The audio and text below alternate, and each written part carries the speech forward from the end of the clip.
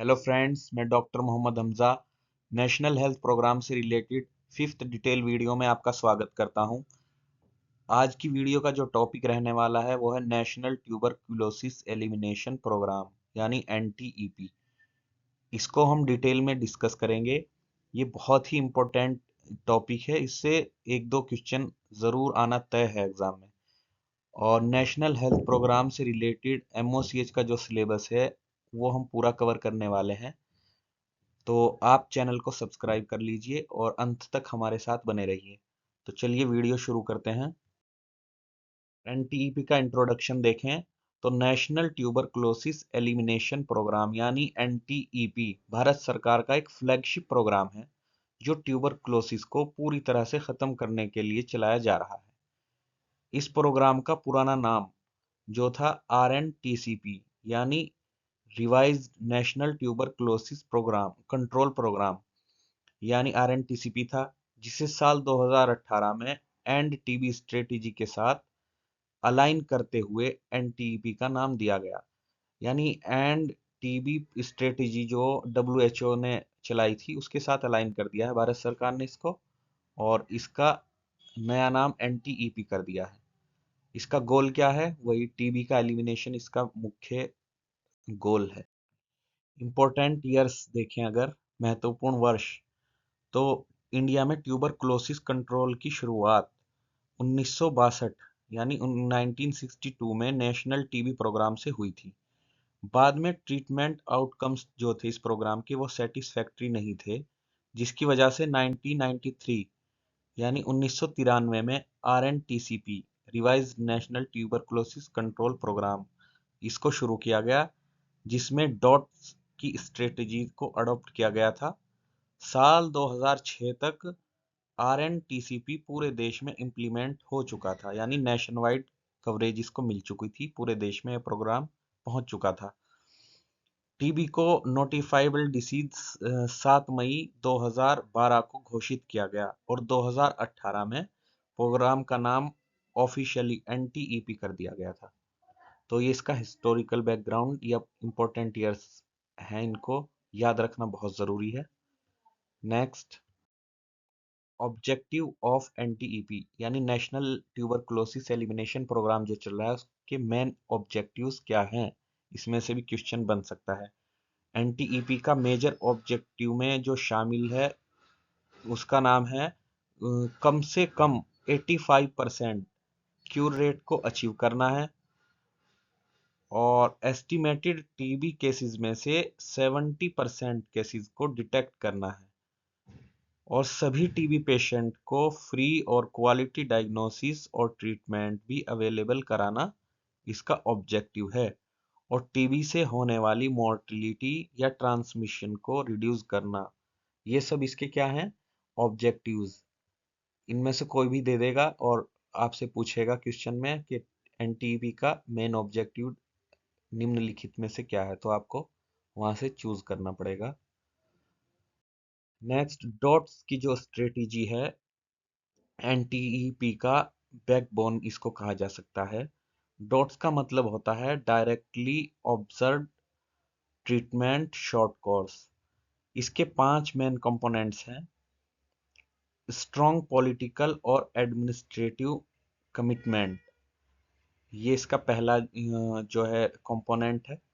Sputum microscopy के जरिए diagnosis कराना है, और अनइंटरप्टेड ड्रग सप्लाई यानी सप्लाई जो है ड्रग्स की वो उसको स्मूथ बनाना है, और पेशेंट को दवा खाते हुए डायरेक्टली ऑब्जर्व करना है, यानी उनकी मॉनिटरिंग करनी है और अकाउंटेबिलिटी उनकी बनाए रखनी है।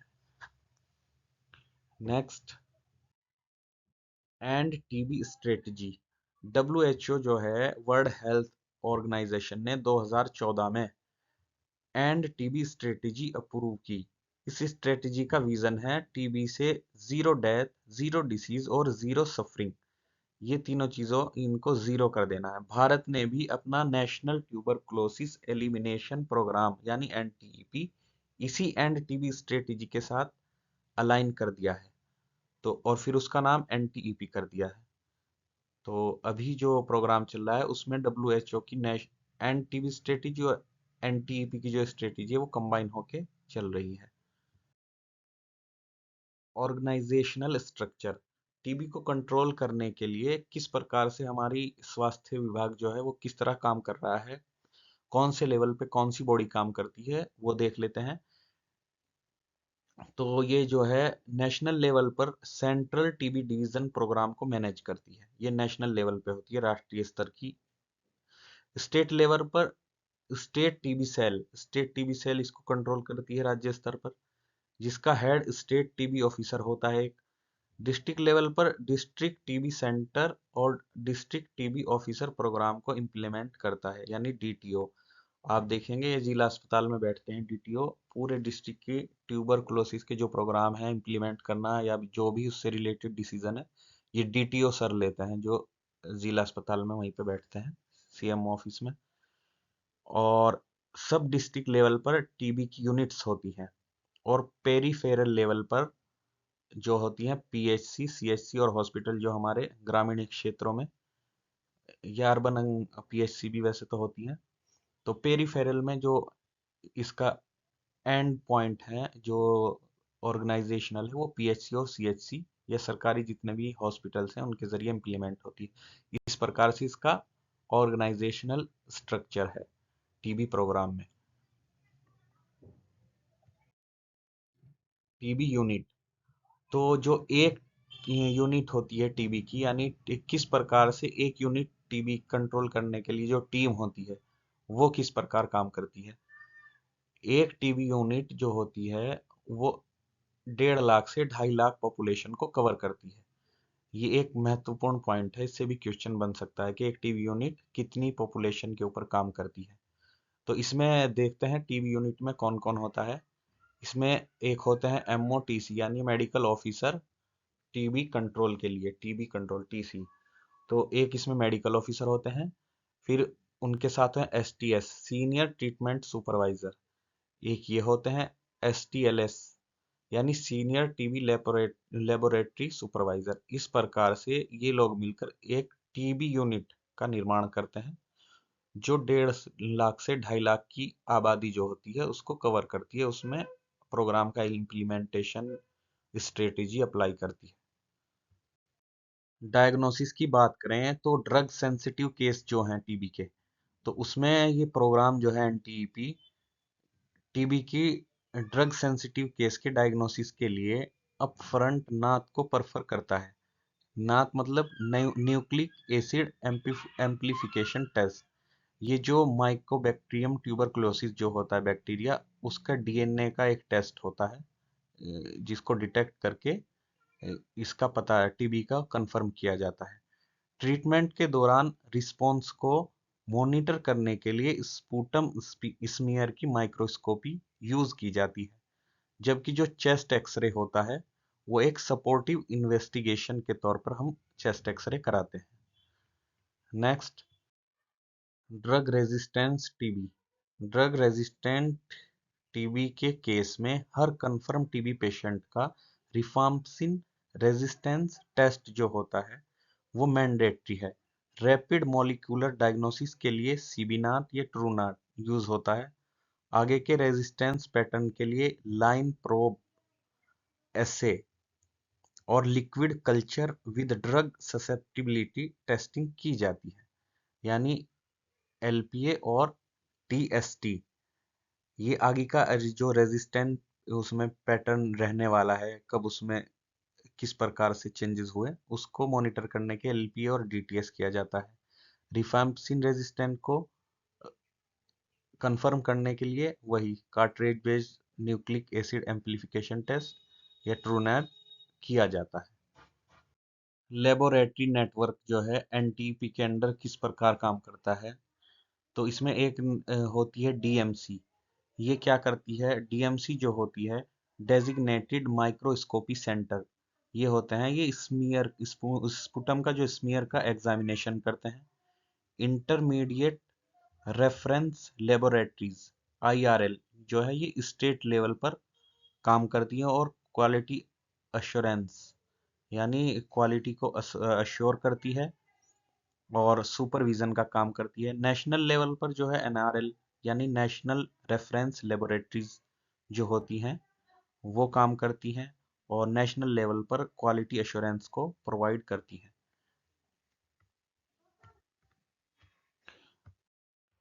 निक्षय जो है टीबी से रिलेटेड जो पोर्टल है उसका नाम है निक्षय, यानी वेब बेस्ड टीबी पोर्टल जो है वो है निक्षय। इसको कब लॉन्च किया गया था? 2012 में इसको लॉन्च किया गया था।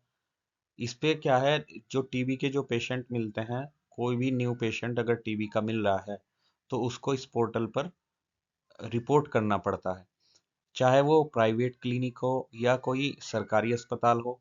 सभी को टीबी के केस को रिपोर्ट करना मैंडेटरी है सबके लिए। यानी टीबी एक नोटिफाइबल डिसीज है, इसको रिपोर्ट करना पड़ता है। और इसी पोर्टल के जरिए डायरेक्ट बेनिफिट जो ट्रांसफर है वो किया जाता है, यानी निक्षय पोषण। ये जो टीबी के पेशेंट हैं उनको पोषण प्रोवाइड करते हैं, यानी अ, खाने पीने की जो चीजें हैं या उससे रिलेटेड जो भी पैसा उनको पर मंथ दिया जाता है वो भी निक्षय जो पोर्टल है इसी के थ्रू ट्रांसफर किया जाता है।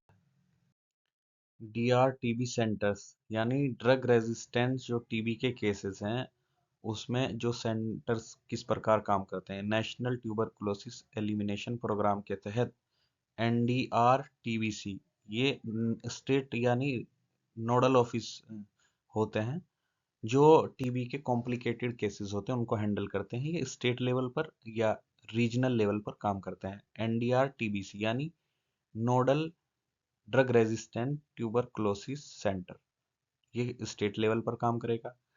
DDR-TBC यानी district drug resistant tuberculosis centre जो होता है ये डिस्ट्रिक्ट लेवल पर काम करता है। दोनों का काम क्या है?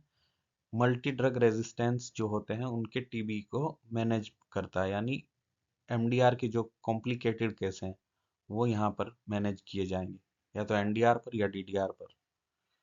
Next, newer anti tubercular drug यानी एनटीपी जो चल रहा है उसमें दो नए जो ड्रग हैं वो यूज की जा रही हैं ड्रग रेजिस्टेंस ट्यूबरकुलोसिस के लिए। वो कौन कौन सी है? बेडाक्विलिन और डेलामानिड। ये दो ड्रग हैं, डेलामानिड और बेडाक्विलिन। तो इनको सिर्फ और सिर्फ ड्रग रेजिस्टेंट की जो ट्यूबरकुलोसिस है उसी में यूज किया जा रहा है। एनटीईपी में कई नए इनिशिएटिव चलाए गए हैं जिसमें शामिल किए गए हैं डेली रेजिमिन पर बेस्ड जो टीबी का ट्रीटमेंट चालू किया गया है। पीडियाट्रिक एफडीसी को शुरू किया गया है, यानी child friendly fix dose combination जो ड्रग्स हैं टीबी के उनको इंट्रोड्यूस किया गया है। यूनिवर्सल ड्रग ससेप्टिबिलिटी टेस्टिंग को प्रमोट किया गया है, यानी डीएसटी को। और एक्टिव फाइंडिंग चलाई गई है, जो हाई रिस्क पॉपुलेशन है उनमें एक्टिव केस फाइंडिंग के जरिए टीबी के न्यू केसेस को फाइंड करने की कोशिश की जाती है। तो ये नए इनिशिएटिव एनटीईपी के तहत चलाए गए हैं। नेक्स्ट देखें तो एग्जाम से रिलेटेड जो पॉइंट है, टीबी का जो सीरोलॉजिकल टेस्ट है वो बैन कर दिया गया है। सीबी नाट डिटेक्ट्स रिफैम्पसिन रेजिस्टेंस, ये हमने पीछे डिस्कस किया था। इस टेस्ट के जरिए रिफैम्पसिन रेजिस्टेंस को चेक किया जाता है।